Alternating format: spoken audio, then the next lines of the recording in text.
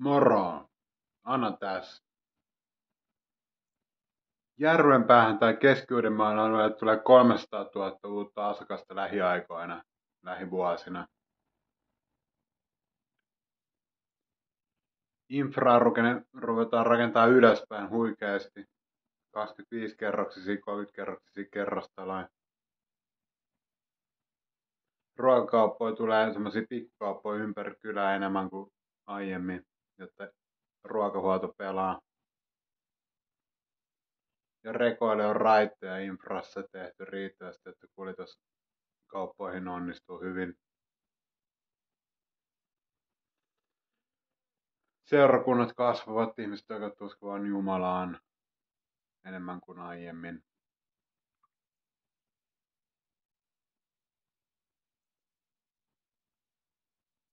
Yrittäjyys kasvaa. Yrityskanta 3700 kasvaa noin 12 500 lähivuosina.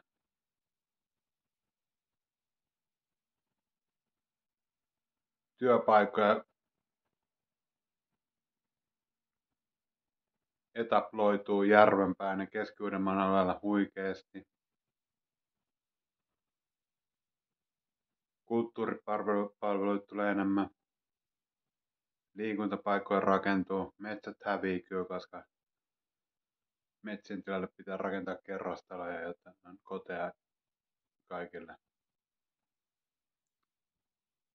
Muutamia omakotitalojakin pitää purkaa, jonka tilalle rakentuu kerrostaloja.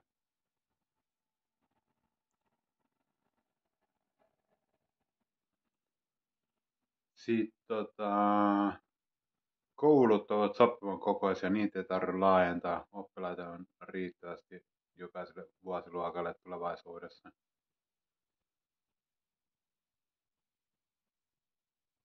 Terveyspalvelut, yksityissairaanhoito, erikoissairaanhoito ja niin edelleen tulee kasvamaan, koska hyvinvointialueen rahat ovat vähissä, niin ei riitä työntekijöitä julkisen puolen sairaanhoidon hoitolinjastoihin.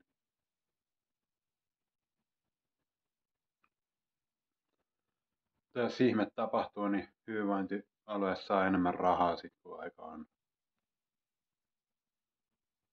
Mutta kyllä tämä homma niin on, että niinku homma edistyy. Joka päivä tapahtuu ihmeitä, joita kaikki eivät huomaa, mutta kaikilla on suurin merkitys. Usko tai älä. Moro!